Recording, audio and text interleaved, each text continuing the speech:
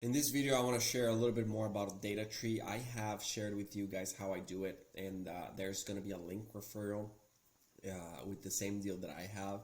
It's pretty much 5 cents a pop and $200 commitment every month. So you can download, I think it's 4,000 properties, is that right? And 200 divided by 0.05. Yeah, 4,000. I think you should be doing 4,000. That's the number. I think that's a very good number. First of all, you're gonna have to have your meeting with the DataTree specialist, and you're gonna tell them, hey, I'm a land investor and I need to know how to use this system. I'm gonna share with you what I do, but there's so many other things that you can potentially do that's crazy. Layers, first of all, I'm always gonna have partial in there because if I don't see the boundaries of the properties. I'm gonna have the owner's name. You can do parcel number. But the reason I like to do owner's name is because if the guy has another vacant lot next door, I can see by the name in there that he has more properties. I'm like, oh, I'm gonna be talking a different way. I'm not sure why it's not showing it right now. Oh, here we go. These are all different sellers, but as you can see, and I like DataTree because there's let me find it in here. European granite is. I just want to share it to you. There's a button where you click to see all the properties that they owned. But I'm trying to find a person here. Stanton. View other properties owned. I always click on this. You gotta wait a little bit until it loads, but I always click to see how many properties does this person have. Do they have more vacant lots? Because if they do have more vacant lots, it could be in Oregon. I'm gonna make an offer to it for the both of them. And just zoom in, look really quick. This is not a vacant lot. It's a nice house. And then he has 2 properties in Happy Jack. One is a house, one is a vacant lot. Anyway, this is how you layers. Another layer for sell, recent sell. Oh wow, this is awesome. This is new. So let's sell. Let's do 2023 or 2024. Whatever. I'm just gonna leave it the way it is. Flood. I like to have the flood layer in there as well. But essentially, if you were doing a search in here, I can do by using this polygon and just selecting this area, apply filter and put whatever I want, or I can, this is everything in there, right? And it has to be less than 1,000 results to show you on the map. And I always like to see on the map before I download. So I narrow it down, and then if there's 2,000 records in there, I'm gonna download the 2,000, but I'm gonna narrow it down to seeing the map by like owners out of state or selecting the ones that are. I'll show it to you right now. But essentially, I can do freehand, apply. I can do anything I want in here. But I'm gonna delete this. Clear. I'm gonna do advanced search and county. Which county is this? You can know by touching it. Coconino, interesting. State, Arizona, Coconino. City, I want to do Happy Jack. Add here. You'll need to unlock your iPhone first. 78 results because the polygon is still coming. Let me just delete that. 3,000 properties in Happy Jack. And if I were to view the results, like I said, I can't do it because it's more than 1,000. So I'm just going to add it again.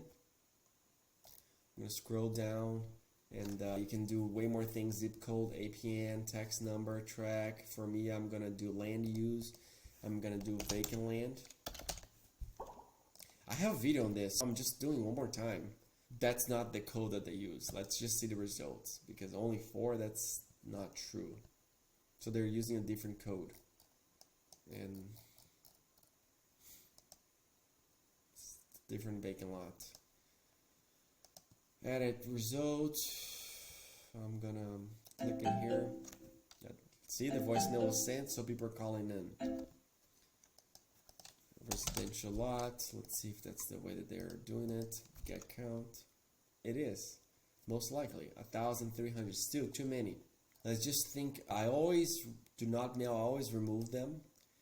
And corporate owned, I want it all. Out of state, let's just do, yes, it's out of state owners, so this number is going to drop. Only 86. That's very low. I would not do that, but let's just see the results. I would do in-state as well. Here we have, those people are most likely to sell it to you. And as you can see, there's a few of them. But at the same time, there's other ways of doing this. Instead of doing out of state, I'm gonna go, where is it? Here we go. I'm gonna delete this.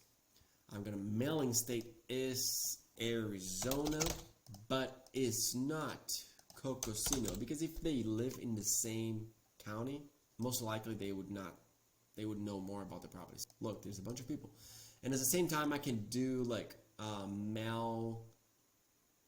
So mailing state is, these I just have Arizona, right? If you think about it, only Arizona and the ones that do not live in the same county.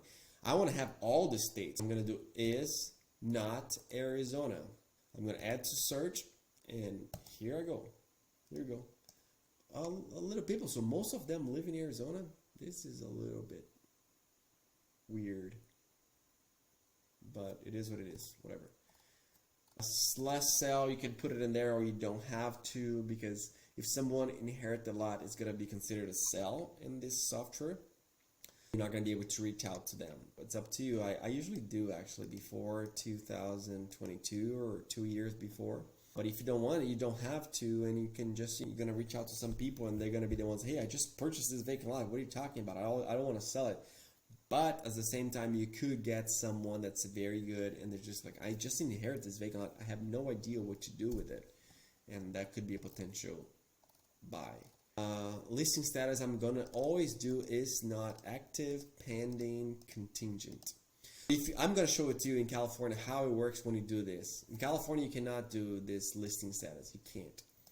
But anyways, 1,000. So I can't see the results yet because it's more than 1,000. I don't want to view all results. Oh, it's going to show me here, but not on the map. And I do want to see in the map just to make sure I'm doing it correctly. What I'm going to do is, in this example, I would just remove this one just to look at. 77. I just want to make sure I'm not pulling any wrong data, any wrong property. 19 right here. As you can see, it's all vacant lots. Land. Yeah, the data is right. And I can always add more things to it. I can do all types of land, right? Not just this land. I click in it. Let's see, agricultural, but let's go down to land. Residential, transportation. Here we go. Vacant land type. Let's just select it all and get count. Only one more. As you can see, the code that I had in there was the right. You can even use the correct code land use at the county. Ask DataTree how to do this one. I don't do it very often. I know how to do it, but I don't want to spend the time right here. I'm going to clear search. I could just, like, after I'm done, I could just export. Make sure you do XLSX and then upper and lower. Please do that. And then remove the duplicates if you want to. You'll have less records that you're going to be downloaded. But a lot of people don't remove. I do remove because I'm reaching out via text message. And when they call me back, they want to sell. I can see how many properties they have. And I'm like, I know that they have more properties. I have to make an offer on all of them. The file name, I always do the city or county or whatever it is so I can properly see. And what I would do, I would just like go to the Excel here. And I would keep creating sheets. So like say Happy Jack Arizona, and then I would copy and paste it and put everything here, all the information, and then I would skip trace, and I would have available anytime I want, anywhere I want, because it's online. I use Google Sheets a lot. If you see this here, there is so many things that I create, and because everyone wants to access. But anyways, it's taking a long time. However, this is something easy that anyone can do it. Clear search. I'm going to go to California. Let's see Joshua Tree, California. Clear search. I'm just going to do something like radius, which I have done. It's too large, actually. Apply. I'm just going to show it to you one little thing. 4,000 properties. That's insane. Kern County it's a county that's very hard to do a deal with, so I don't know. I might not want to do it there. But let's make this radius smaller. It's too many people, too many properties. Let's just do tiny one. Cool. So how many? There's 159 properties. Edit search. Look, this is what I want to show it to you. When you see the listing status in California, I think other states do it too. It's not active, pen, contingent, and pending. View results. 159, it dropped to 157. You see that the owner's name, it's not here anymore.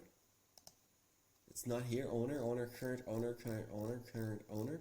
When you download this data, it's not going to have the seller's name. It's going to have all the other information, but the mailing address, everything, but it's not going to have the seller's name. When you click, you can see the seller's name. But when you download, it's going to be just showing as a current owner, which sucks. So in there, I'm not going to care who am I reaching out to if they have it listed or not.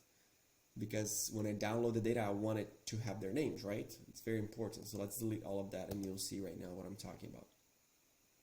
Here. Now they have their names. All their names right there. Easy peasy. So in California, do not use listing. It's listed, not listed, pending. Don't use it. It's something with, they told me once, DataTree told me once, whatever it is, protecting the information, which is weird. But that's how it works.